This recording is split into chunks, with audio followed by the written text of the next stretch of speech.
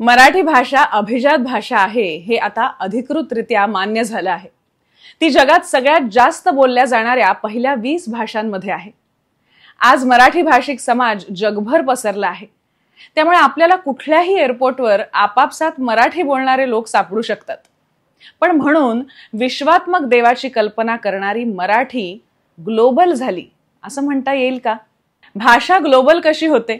अनेक प्रकारे होत असते, पण एक अगदी आपल्याला चटकन कळणारा मार्ग म्हणजे जेव्हा त्या भाषेतले साहित्यिक जगात प्रसिद्ध होतात। म्हणजे इंग्रजी म्हटलं की शेक्सपियर आठवतो, संस्कृत म्हटलं की कालिदास, रशियन साहित्य म्हटलं की टॉल्स्टॉय आठवतो, बंगाली म्हटलं की रवींद्रनाथ टागोर आठवतात।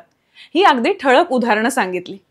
थोडक्यात हे साहित्यिक आपल्या प्रतिभेने जगप्रसिद्ध होतात आणि त्यांच्यामुळे त्या भाषेच्या साहित्याविषयी जगभरातील वाचकांमध्ये कुतूहल निर्माण होतं। त्यांच्या साहित्याचे अनुवाद होतात, त्यांच्या साहित्यावर आधारित इतर कलाकृती उदाहरणार्थ चित्रपट, नाटकं तयार होतात। आज जसा भारत हा लता मंगेशकर, सचिन तेंडुलकर, अमिताभ बच्चन यांच्या कर्तृत्वामुळे ओळखला जातो, अगदी तसंच ते त्या भाषेचा मानदंड असतात असं म्हणूया। मग मराठी भाषेचा असा मानदंड कोण? ज्यांना वगळून मराठीचा विचारच करता येणार नाही असे ग्लोबल साहित्यिक कोण? असा विचार केला तर ज्ञानेश्वर आणि तुकाराम असं उत्तर नक्की देता येईल। ज्ञानबा तुकाराम या गजराशिवाय एकंदरीतच महाराष्ट्राची कल्पना करता येणं शक्य नाही। साहित्य क्षेत्रातही ज्ञानदेवे रचिला पाया, तुका झालासे कळस असंच म्हणायला हवं। पण मराठी ज्ञानेश्वर तुकारामांची ओळख जगाला करून देण्याची जबाबदारी कोणाची? आपलीच ना। पूर्वी गॉथे नावाचा जर्मन कवी शाकुंतल हे कालिदासाचं नाटक डोक्यावर घेऊन नाचला होता। त्याला आधी संस्कृत येत नव्हतं, त्याने इंग्रजी भाषांतरच वाचलं होतं, पण त्याने कालिदासाची महती जगभर पोहोचवण्यात खूप महत्वाची भूमिका बजावली। कालिदास समजून घेण्यासाठी तो स्वतः संस्कृत शिकला। म्हणजे भाषांतर साहित्याच्या प्रचाराला कशी मदत करतं बघा। पण मग असंच काही होण्याची आपण वाट बघायची का? कोणीतरी येईल, मराठी साहित्यिकांची महती जगभर पोचवेल। आज आपण अभिमानाने म्हणू शकतो की तुकाराम आज ग्लोबल झाले आहेत आणि कुणा परकीयाने नव्हे तर एका मराठी कवीने तुकारामाच्या या मुळातच वैश्विक कवितांना ग्लोबल विजा मिळवून दिला आहे। आणि हे कवी म्हणजे दिलीप पुरुषोत्तम चित्रे। 10 डिसेंबर हा त्यांचा स्मृती दिन। या निमित्ताने त्यांच्याविषयी आणि त्यांनी केलेल्या तुकाराम गाथेच्या अनुवादाविषयी थोडं अधिक जाणून घेऊया।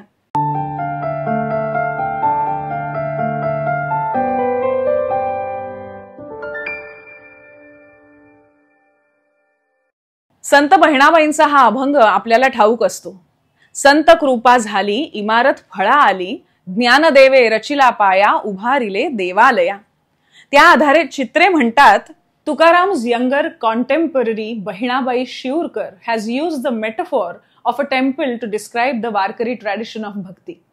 She says that Jnanadev laid its foundation, Namadev built its walls, Ekanath gave it a central pillar, and Tukaram became its crown or spire. As visualized by Bahinabai, the Warkari tradition was a single architectural masterpiece produced collectively by these 4 great poets and their several talented followers. She rightly views it as a collective work of art in which parts created in different centuries by different individuals are integrated into a whole that only the genius of a common tradition could produce. त्यांनी पहिल्यांदा संत तुकाराम महाराजांचा अभंग इंग्रजीत अनुवादित केला तेव्हा ते 16 वर्षांचे होते। मग ते अनुवाद करतच राहिले। तुकारामांच्या अभंग गाथेकडे ते महाराजांचे आत्मचरित्र म्हणून बघतात। जरी आज त्या अभंगांचा नेमका क्रम आपल्याला ठाऊक नसला तरी हे सगळे अभंग म्हणजे जणू तुकाराम महाराजांचेच उद्गार आहेत। तुका म्हणे असं म्हणत असताना कुठेतरी त्यांचा अनुभव ते नोंदवत आहेत आणि म्हणून त्यांना हे अभंग तुकाराम महाराजांचे आत्मचरित्र आहे असेच वाटते। त्यांनी 1956 पासून या कामाला सुरुवात केली। त्यांना कोणी कोणी मदत केली याचा उल्लेख एके ठिकाणी त्यांनी केला आहे। अनेकांनी त्यांना अनेक प्रकारे मदत केली। कुणी माहिती पुरवली, कुणी पुस्तकं, जुने संदर्भ पुरवले, तर काही मित्रांनी आर्थिक मदतही केली। कारण तुकाराम या विषयाने झपाटलेले चित्रे अनेकदा या कामात बुडून गेले की नोकरीला चक्क रामराम करत. त्या काळात त्यांचा चरितार्थ सुरू राहावा याची काळजी घेणारे जीवाभावाचे मित्र त्यांना मिळाले, ज्यात बंडू वझे आणि कवी अरुण कोल्हटकर यांचं नाव तर घ्यायलाच हवं. पण असंख्य भारतीय नावांबरोबरच इथिओपियाचे Graham Tyre, Tom Blore, George Smith आणि आयोवा युएसएचे Daniel Weisbord, Bird Bloom, Skip Bonnie O'Connell, William Brown, Angela Elston, Elnor Zelovet, Marquette Cage हे तुकारामांच्या अभंगाने जोडले जातात तेव्हा आश्चर्य वाटतं, कुतूहल वाटतं की एक मराठी कवी जगभर इतक्या जणांशी कसा जोडला जातो. आणि हेही जाणवतं की त्यांचा हा अभंगाच्या अनुवादाचा प्रयोग म्हणजे फक्त भाषांतर नाही तर हृदयांतर आहे. बघा ही किती मोठी साधना किंवा तपस्या आहे. तुकाराम महाराजांची कविता अस्सल मराठी मातीतून, वारकरी संप्रदायाच्या संस्कारातून घडलेली कविता आहे. ज्यांनी कधी विठ्ठल वा पंढरपूर पाहिलं नाही अशा जगातल्या मराठी न जाणणाऱ्या वाचकांना तुकाराम महाराज कळतील अशा पद्धतीने त्यांच्या अभंगाचा अनुवाद करणं ही किती अवघड गोष्ट आहे. पण दिलीप चित्रे ते किती लीलया करतात बघूया. करीतो कवित्व म्हणाल हे कोणी, नभे माझी वाणी पदरींची.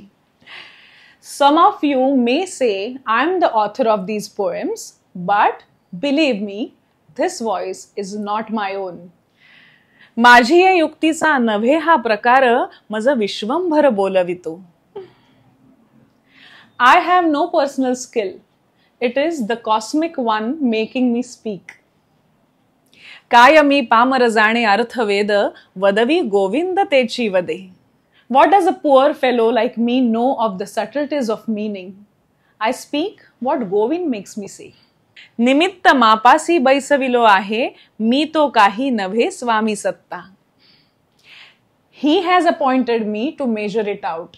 The authority rests with the master, not me. तुका म्हणे आहे पाईकची खरा, वागवितो मुद्रा नामाची हे. Says Tuka, I am only the servant. See? All this bears the seal of his name. या अनुवादाची ताकद ह्या एका उदाहरणावरून सुद्धा आपल्या लक्षात यावी. आज इंग्रजी वाचणाऱ्यांना जे भारतीय लेखक माहीत असतात त्यात दिलीप चित्रे हे नाव हमखास ठाऊक असतं. त्यांच्या इंग्रजी कविता खूप प्रसिद्ध आहेत. इंग्रजीतील ते एक नावाजलेले कवी आहेत. फादर रिटर्निंग होम सारखी त्यांची कविता असू दे किंवा व्ह्यू फ्रॉम चिंचपोकळी, त्यामध्ये मध्यमवर्गीय कष्टकऱ्यांच्या मुंबईचं दर्शन होतं. पण गंमत म्हणजे त्यांचा जन्म मात्र आहे बडोद्याचा. वयाच्या 12व्या वर्षी ते मुंबईत आले, पण मराठी साहित्याचे संस्कार मात्र त्यांना घरात वडिलांकडूनच मिळाले. वडिलांची म्हणजे पुरुषोत्तम चित्रे यांची प्रेस होती. त्यांनी अभिरुची हे नियतकालिक सुरू केलं तेव्हा दिलीप चित्रे 5 वर्षांचे होते. मराठी वाचकांना नवसाहित्याची ओळख करून दिली ती अभिरुचीने. मर्ढेकर, पुशी रेगे यांच्या कवितांचा किंवा गंगाधर गाडगीळ, अरविंद गोखले, कुसुमावती देशपांडे यांच्या नवकथेचा महाराष्ट्राला परिचय झाला तो अभिरुचीद्वारा. असा घरात मिळालेला वारसा त्यांनी जपला आणि समृद्ध केला. त्यांना खऱ्या अर्थाने आंतरराष्ट्रीय कवी असं म्हणता येईल. आशिया, आफ्रिका, युरोप आणि अमेरिका या 4ही खंडात चित्र्यांनी वास्तव्य आणि प्रवास केलेला असून भारतातील बहुतेक सर्व आणि जगातील कित्येक प्रमुख भाषेत त्यांच्या कवितांचा अनुवाद झालेला आहे. ते चित्रकारही होते. खरं तर त्यांनी शिक्षक आणि पत्रकार म्हणून कामाला सुरुवात केली, पण इंग्रजी शिकवायला 1960च्या सुमारास ते चक्क इथिओपियाला गेले. अमेरिकेतील आयोवा विद्यापीठाने त्यांना आंतरराष्ट्रीय लेखन कार्यक्रमात निवासी लेखक म्हणून बोलावलं. तिथून परतल्यावर त्यांनी जाहिरात क्षेत्रात, चित्रपटसृष्टीतही काम केलं. अर्धसत्य सिनेमाची पटकथा लिहिण्यात त्यांचा सहभाग होता. तर त्यांनी ज्याची पटकथा लिहिली आणि सिनेमा दिग्दर्शित केला अशा गोदाम या चित्रपटाला राष्ट्रीय पारितोषिक मिळालं. शिवाय फ्रान्सच्या आंतरराष्ट्रीय महोत्सवात स्पेशल ज्युरी अवॉर्ड सुद्धा मिळालं. शतकांचा संधिकाल किंवा पुन्हा तुकाराम सारखी पुस्तकं त्यांची आपल्याला विचार करायला भाग पाडतात. खरं तर म्हणजे एका भागातील 10-12 मिनिटात त्यांचा परिचय कसा हो करून देणार. आज त्यांच्या स्मृती दिनानिमित्त त्यांची आठवण जागवण्याचा हा आमचा छोटासा प्रयत्न आहे. पण पालकांना अनेकदा प्रश्न पडतो की आमची मुलं इंग्रजी माध्यमात शिकतात, त्यामुळे मराठी फारसं वाचत नाहीत. मग त्यांना मराठी संस्कृतीची ओळख कशी होणार, त्यांना आवड कशी लागणार?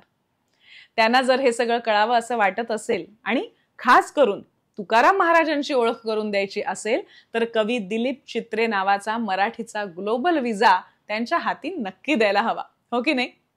आणि अर्थात इनक्रेडिबल मराठी हा कार्यक्रमही दाखवायला हवा, कारण या कार्यक्रमाच्या माध्यमातून मराठी भाषा, मराठी साहित्य, मराठी संस्कृती याविषयी वेगवेगळ्या माणसांची, वेगवेगळ्या घटनांची, काही चांगल्या कार्याची थोडीशी तोंड ओळख म्हणूया आपण, पण या 10-12 मिनिटाच्या भागांमध्ये आम्ही करून देण्याचा प्रयत्न करत असतो.